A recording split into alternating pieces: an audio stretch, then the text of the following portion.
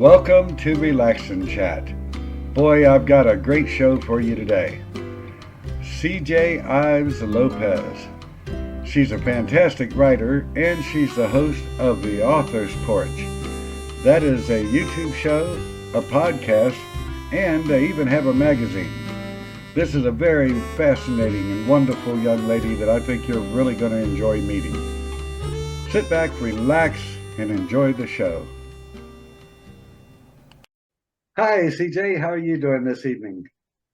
I'm great. How are you, Rod? Oh, I'm doing real good. I got my coffee. I'm always good when I got my coffee. Right? I actually have tea this time. Well, that's good. Neither one of us have whiskey. Mm, Not this time, maybe later. Yeah. Well, you're pretty well known, but there may be a few in the audience that are not familiar with you. So how about if you tell us just a little bit about yourself?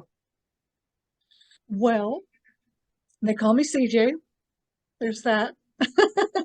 So I have been writing since 2018. I started later in life because for the first, 20 years prior to that, I was in the Air Force and I traveled around the world, enjoyed my life a little bit, and decided I was going to retire in 2017. And once I did, I wanted to follow my dream of writing. So in 2017 or 2018, a year after I retired, I published my first book. So I started in children's books. And then I ventured out. So I'm a multi-genre author. I've got contemporary romance, I've got nonfiction, and of course, the majority of my books is in children's books. And then in 2020, after the pandemic started and all that crazy stuff, I came inside my house and I said, I really, really want to do something to help authors. And I started the Author's Porch blog, magazine, and podcast. I was like, my brain stopped working. What did I do? So that's me in a nutshell. Just kind of hanging out, talking to authors as much as I can. Oh, and you started the magazine before you started the YouTube show. Is that right? Well, the podcast it's a YouTube slash podcast. So it's a live show. We do it live and then we take that video that is live on Facebook and YouTube, and then we put it over on the podcast platform. So it's all wrapped up. It's all on the same thing. Oh, okay. That's cool. Yeah, Yeah. I've had a few people say, I've had a few people think my show was a podcast, and I've had a few people say I should, but it's just a YouTube show. Yeah, yeah, it's great because you can reach when you just take it and you just drop it, you just drop the download onto the podcast format. You're just reaching people that the only thing they want to do is listen, and it allows them. Sorry, my computer started moving when I grabbed my phone, but the people that all they want to do is listen while they're in their car and have an audio, then Mhm. you're reaching just a different audience. So it's just kind of like Facebook or TikTok or Instagram or Twitter. Everyone gets their information differently, so that's the only reason why we chose the different formats. Oh, okay. Well, most of the audience will probably remember that I was a guest on your show. And I've got to say, Yeah. it was my first live appearance. I was very nervous at first, but it was a very pleasant experience. I mean, I think any writer watching this show certainly should contact you and try to be a guest on your show because it's a very pleasant, enjoyable show. It's Well, something I really thanks. like doing. Yeah. I appreciate that. Well, we're kinfolk, because like I said, my ancestors came from Kentucky, so we're kinfolk. We had a Oh, great time. it was a lot of fun. It really was. I guess I'll move on to just a couple of questions, if that's all right. And there are a few things I was curious about. Um, we were speaking about your the author's porch, and in particular with the video, the show. How'd you come up with the concept and the format, the idea of the show? What brought it into life? So there's a couple of reasons. One, my grandmother, and growing up, my whole entire life, I can recall every great conversation I ever had was started on her front porch, whether it was a concrete front porch, a wooden front porch, whatever it was. Every time I would come home, grandma was sitting on the front porch And she always told me, leave the front porch light on, leave the front porch light on. And that's why our logo is a porch light. It's a lantern porch light. And if you look really close, it's an inkwell with a quill. It's not a light, it's an inkwell with a quill. That I love my logo designer, Will Kill. That Willard Kill is his actual name. And so he designed it that way because growing up, we all would hang out on the front porch and we would watch the kids in the neighborhood. And when I had kids, I would sit on my front porch and I would watch my kids play in the front yard. And then when I went to Kuwait in 2011, 2012, I would go to this internet cafe, and what was it called? The Porch. I'm not even joking. And there's a picture of me, and I have it on our website, and I also have it on in our Facebook group, because I would go to this internet cafe, and I would call, at the time I was dating my husband, we were just dating, and I would call him every single day. I would call my kids, and I would call my mom and my dad and everybody. And it's where I connected. So growing up, I connected with my family and my friends. And then in Kuwait, when I was away for 6 months, I once again went to the porch to connect with people. And that's what I created, the author's porch, so I could bring authors in and we can connect, not only me and them, but them and their audience, the new readers and authors as a whole, because it's such a solitary, introverted at times profession. We can connect and help each other grow. There's more readers out there than there are writers and authors. So why not connect and find ways to build our platforms together? That's what the author's porch is for. So that's why it was created. So we could all just enjoy sitting on the front porch, having our favorite drink, whether it's your coffee, my tea, somebody's whiskey, and just enjoy the conversation. And it's a very pleasant experience. It really is. Well, thank you. I appreciate that. And, speaking to bringing writers together and things like that, I will say, when I began writing, I was completely alone sitting at my desk. And writer friends is how I refer to the people I've met since then. Writer friends make all the difference in the world. If they're not retweeting or sharing something you posted, then they're reading over one of your works and sharing their thoughts. They help in so many ways. Sometimes I've had writer friends just say, get back in there and get back to writing. Don't give up, because sometimes every writer gets down a little bit, gets kind of backed into a corner. And writer friends can be so helpful. So everywhere I can, I try to make new writer friends, and if they're not interested, I don't bother them, But I have met people that were more than happy to interact with each other. I have found the writing community as a whole to be very welcoming. Would you say that's your experience? Yeah, you're absolutely right. It's extremely welcoming. I wanted to write a book and I didn't know what I was doing. So I started listening to podcasts, and I listened to Author Like a Boss podcast. And she's no longer recording episodes, but that's how I learned. I listened to all those authors, and I reached out to a couple of them, and they were willing to answer questions. And I listened to Russell Nolte, and he's actually still writing. He's still in the writing community.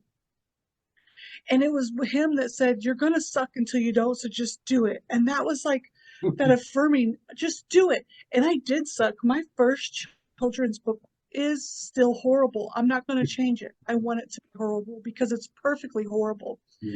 And people are very accepting of that horrible. Now, there are people that sometimes aren't so accepting in the world, but as I watch them grow and I see them realizing that it's very isolating when you do that, and then they start growing and they start realizing that this isn't the world for you to be that way, they start being more accepting, and then they start getting accepted more in the world.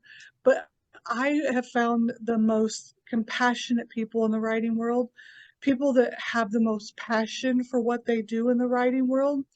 I'm a person who prefers to be on my own a lot. I'm a very introverted extrovert at times because I love to talk, but only in a virtual setting. I have huge social anxiety and I go through bits of depression. But when I go through those really low moments, I can rely on my writing friends. I can post online and I can say a couple things in my groups, and people will pull me out of that every single time. And Mhm. just writing itself can do it. And I wasn't there for a while. When I retired, I lost my identity. I didn't know who I was, and I went through a really rough spot. Mhm. And my writing community got me through it. And it's beautiful. And if people would embrace that, they would find a beauty in this space as well. Mhm. With so many people, their main focus is I want to make the money. I want to be the Stephen Kings and the Nora Roberts. Mhm. And I get that. Totally get that. But it's so much more than that. Yeah, yeah. I agree with you completely. It's a very good experience, especially I'm very similar to you. If you're starting out from scratch alone, don't really have any background in it, you know. And then there's these people, you know, skilled writers, good editors, you know, book reviewers, all of these interesting people, people that own uh, publishing houses. And they're there with open arms. Say, come on in. Come on. You're stumbling a little, we'll help you. You know, and they're just so friendly. It's sort of like your author's porch. You know, if I was in the Yep. yard walking up to the author's porch, I would not be surprised to get a piece of peach cobbler and a tall iced tea. You know? Yes. And peach cobbler is my favorite by far. So you're spot on right there. See, I told you we was kinfolk. Well, Oh my goodness. I think I'd like to ask you because I was browsing around a little bit and you've written quite a few books, and you've got a pen name where you've written even more books. So you've got quite a few books out there. So I thought it would be fun to ask you, out of all the books you've written, do you have a really favorite, something that's special to you that this is my favorite book? I do actually. I do. Yeah. It's my sister's book. It's the An Addict's Journey Home, The Tale of Two Sisters. In 2019, I moved 5 hours away from home.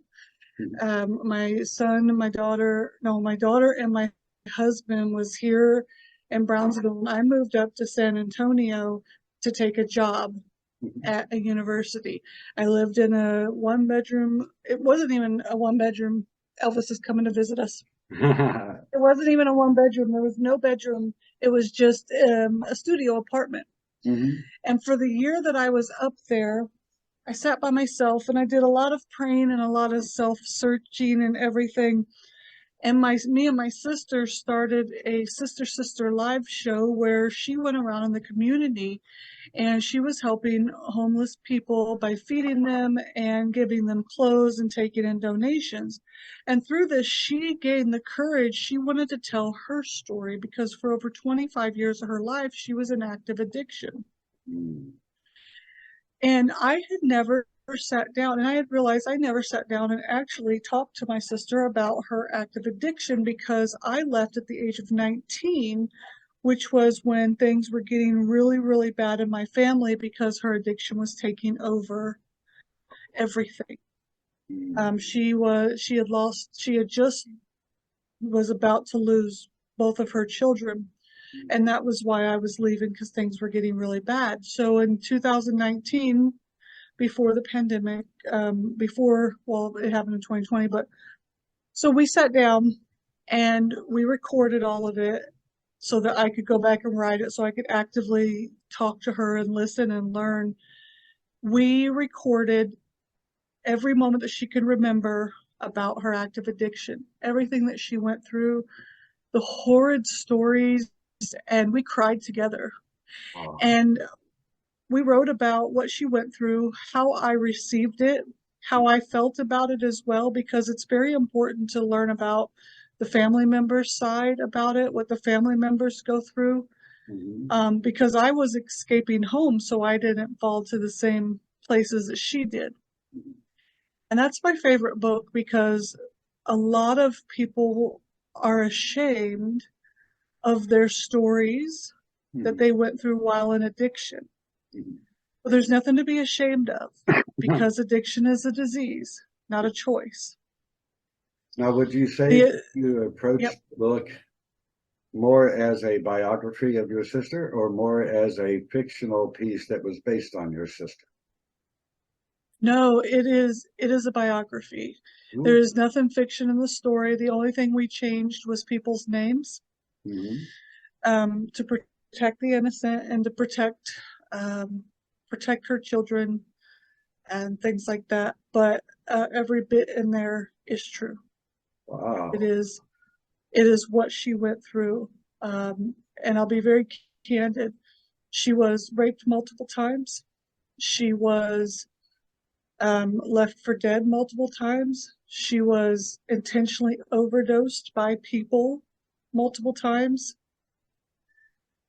It was very scary, very scary. But I am forever blessed because she is still here with us.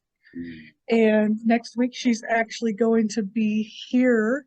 She's coming to visit me. So I'm on vacation for a week. And I'm super excited because she's never visited me before. She's never been able to, whether it be for active addiction, which she's no longer in her active addiction, but she's never been in a place financially where she's been able to visit me or take the time off work. But she is now.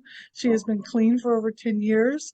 She is financially in a place where she could come visit me and take the time off work. So next week we're going to have a great time. She's bringing her granddaughter, which is my great niece. And Mm-hmm. the reason why I have the pen name Auntie Nan and how I wrote my children's books for.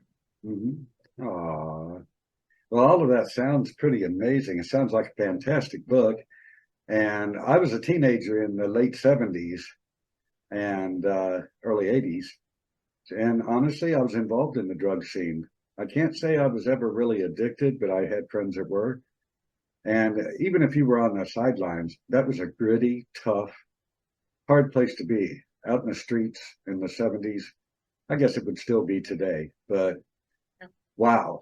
And your sister pulled through that. You tell her, if you will, I think she's a hero and a role model, and she should be very proud of herself because a whole lot of people that were there are not here. And Yeah, and she made it. So, high five to your sister. As far as I'm concerned, she's more than Supergirl. She's the real deal. And that's very, very cool. So please pass that on to your sister because very cool. I will. Thank you. She's my personal hero. Mhm. She's the reason why I didn't fall into those places because I watched the struggles that she went through and I knew I didn't want to, Mhm. and I survived. I was in the shadow of this giant of a person. My sister was very popular, and because of her, and she actually takes her books to addiction centers and talks to people. Wow. So she's utilizing it to try to help people. Very proud of her. Sounds like she's a hero to many, and that's Yeah, wonderful. That she has the courage to share her experience and help other people is very awesome. So please tell her. I'm not Stephen King, I'm just Rod Gilley, but boy, am I impressed that she pulled through that in the first place and then had the courage to go public in a biography and even more, reach out and help others. Wow, I'm super impressed. Really, truly. So please pass that on. I will, and I'll make sure that she gets a link to this so she can hear you say it because I think that she needs that. One of the things that most people who are addicts they become addicts because they're self-medicating due to mental health issues, and Yeah. I think that it's a lifelong struggle. So that your words will definitely be great for her ears to hear. Well, I hope you know me well enough to know those words are completely honest. I mean what Yeah, I'm yeah. saying. I'm going to try to lean way over, and we were going to talk about an addict's journey home. We already have, but I'm going to make sure. Where would it be? There. I'm going to put the cover of the book up and make sure everybody gets a good look at it. And I certainly will have a link to the book and the link to the author's porch for sure down in the description for people to check out. Super duper cool. And I am definitely going to get a copy of that book. No doubt about it. All right. Okay. And I may do a book review on it. If I do, I'll let you know. I'll give you a heads up. Thank you. Yeah, thank you. I Um, appreciate it. And I'll be doing a book review on your book oh, because let me tell you, Rod, you got me, man. You really got me. It was my heart stopped. The first, I just have to real quick because that first story, I was like, oh, whoa. wow. All three of them were good. Okay, all three of them were good. But after that, I read the first one. There was no way I wasn't reading the others. There's no way. So now I'm like, okay, when's this book coming out? Because I really have to read it now. So I'm super excited to finish your review, which I have to get up, which it will be going up this weekend because after next week I'll be on vacation and I'm Oh. totally like spazzing out on the couch with my sister. But yeah, yeah. So you guys have to go read Rod's book as well because it's amazing. Well, I tell you what, because, well, I'm not at all shy. I'll stick a picture of my book up here very Yeah. quickly. I think you were over there. Yeah. CJ is referring to my little book, The Hero, the Fear, and the Date. And I suppose since it came up, I'll put a link to that down in the description too. Yeah. Thank you for Please do because because it's good. this video is about you, and it was awful sweet of you to mention my little book. Thank you. You're quite welcome. Yeah, no, when I read good literature, I have to shout it out. I thought the second story would get you because of your reaction on when we were talking on your show, the blind guy or the guy with the nyctophobia going blind. I thought that would Well, be the one that would grab you. now it did grab me, but there was something about that first one. I was like, oh my. And then with the other one, when I found out what I was like, oh dear. It was like the first one was like, oh my. Then it was, oh dear. And I was like, get out. So that's going to the review. It's going to be a, oh mere, oh my, oh dear, get out. Well, I've got to tell you, your opinion matters to me a great deal, and I'm very touched that you like my little tiny book. That makes me feel so good. But And here's the thing. Here's the thing. It had okay, the book may be small, but the impact was huge. Like, okay, so if you look back, I was sorry, I'm probably getting way off of where you wanted to go with this, but I can't help it because when you look back, so who I can't think of the name right now, but there are some really great famous writers that were short story writers. They didn't write novels. They never wrote novels. They wrote short stories. But they blew your freaking mind in this. wow, That's what you did. wow. Like Okay, that's what happened. And my I'm not wife is blowing gonna, smoke, I promise. my wife is going to run into my office and stab me in the head with a needle because you're really making me feel so good. But But like I when I read good stuff and it like blows your mind like that, it's just like wow. Well, which again, is I can't thank you enough for all the kind words. Um, oh, it's cool. I'm eating it up, but at the same time, one of the big things about Relaxing Chat is you're the star, and nobody really cares to hear about me. So let's get back to you. Now, I met you at something called the BookFest, and it was the Yeah. first one I'd ever been to. It was an online conference for 2 days. The first day focused more on readers, the second day focused more on writers. I attended almost all of it. I mean, literally almost. I mean, I think I only missed a couple little spots, you know, human beings. Yeah. But Yeah. I loved it. It was fantastic. And Isn't it? that is still available on the bookfest.com. Is that right? It, or, Yeah, the bookfest.com. yeah. So our audience now can go check that out. And how many interviews did you do on that show? At least four, wasn't it? I, I I don't know how many interviews I did. Yeah, but you were fantastic. Well, thank you. I really appreciate that because I just really have the best job in the world. I do event production for Black Chateau Enterprises, which is the company that actually is the owner of the Book Fest and Books That Make You.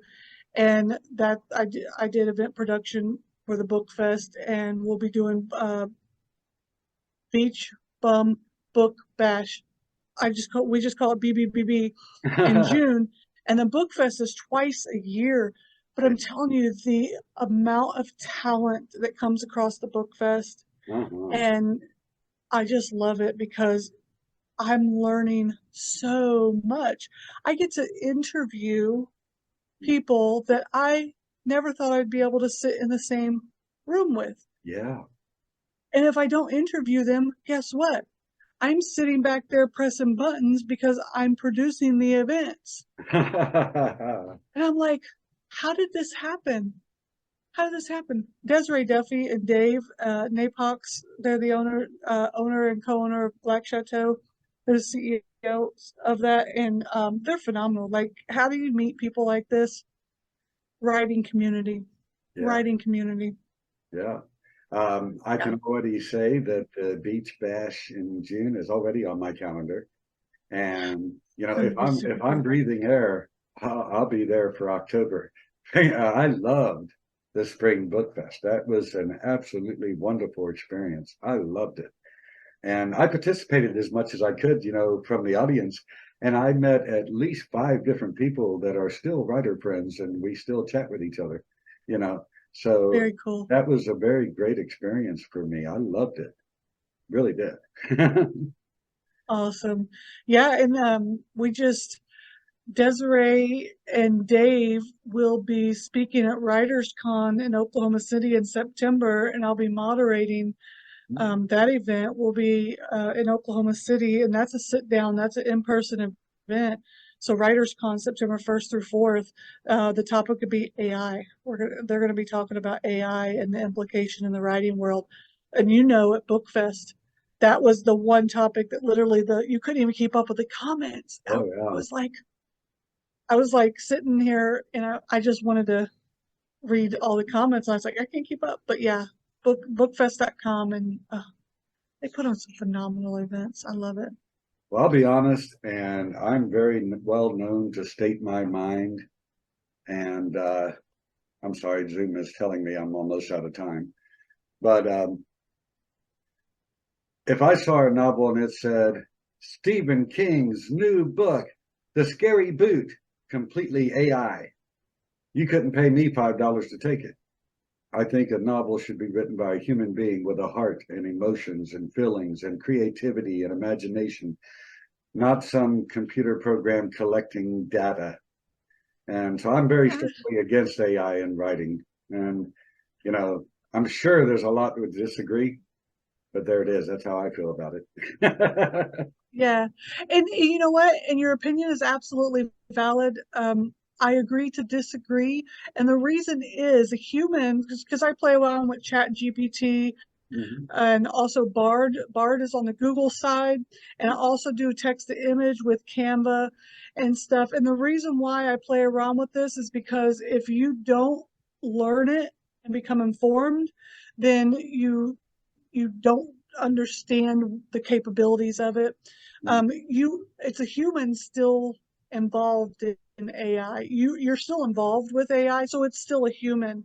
And what you're doing is you have to put prompts into it just the same way you have to do for Google search. You can't search anything on the internet. It's AI that's doing the Google search. Mhm. It's AI that is using Siri and Alexa. Don't talk to me. I have them right here. They usually talk to me when I do that. So it's AI that is doing 90% of what you're currently utilizing today. Mhm. So we're already utilizing it. So I have a couple books that are going to be coming out where I've utilized AI to help me learn, okay, can you describe what it looks like if a person is standing there and they look like they look like they're in charge? What does that person look like? And they'll describe the posture and stuff for me. Then I have to take it and I have to make it sound effective in the story, Uh-huh.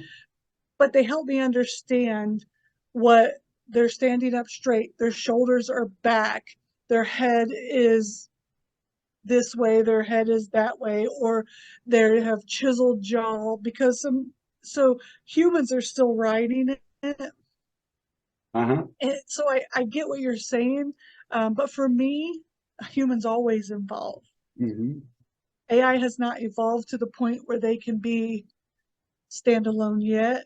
And I think that if we continue to be involved with AI, then they can't be autonomous. But if we stand back and we say, don't touch, we don't want it, at some point, they're going to become autonomous. Mhm. So it's our job as humans to maintain AI. Yeah. But it's a great conversation because there's so many people that are against it, and their opinions about being against it is totally valid. It's a very skeptical thing, and there's some parts of it that we don't want it to touch. But I heard Bill Gates on the TV the other day.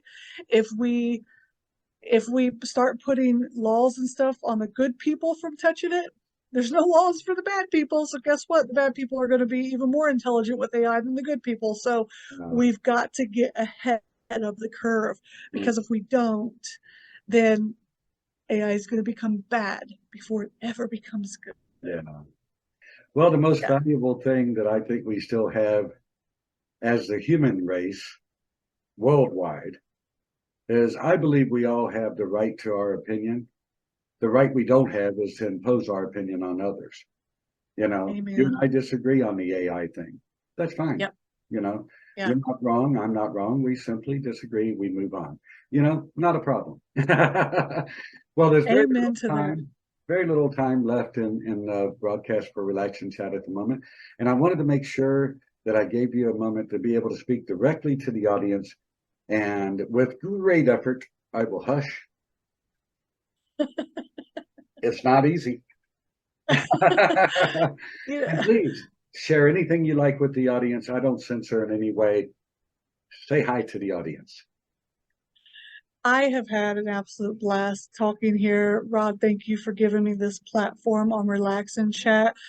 I just want everyone to know that be a humanist first and foremost, because nothing in this world happens without a human first and foremost. And know that, just like Rod said, whether you disagree with somebody or agree with them, everything about that human is valid. Accept them for every single part of who they are, and know that there is a place for everybody on this earth, regardless if you personally want to be everything they are or not. We can agree to disagree, we can agree to agree, and we can disagree to disagree, but no matter what, we are humans, and we are all here in this crazy thing called our life sentence. Mhm. I hope you guys will visit the porch, have a conversation with us, have a chat, or just come and check out what we're doing and the amazing authors that come across our porch. Mhm. Either way, I appreciate each and every one of you. Oh, what a wonderful message. And you impress me all the time because you're very charming, but then you sneak in this very high degree of intelligence. So you're charming and intelligent. Wow. I bet your husband is super happy. Well, I sure do hope so. If not, I'll get him some cake. Well, it has been an absolute joy to have you on the show today. I hope you'll continue to watch Relax and Chat. It is what it is, but the very nice part is people like you that I'm sure the audience will absolutely enjoy every word of this video, because everything you said was super interesting, super cool, super charming, and super intelligent. I couldn't do all that. I come on the screen and I'm like, "Hi, I'm Rod." You know. You're relatable, and I absolutely love that. We're kinfolk. We're good. Well, again, I do want to thank you for doing the show. It's been such a pleasure to speak with you this evening. And your show, my show, wherever. I hope we'll talk again soon. Absolutely. Bye bye. Bye.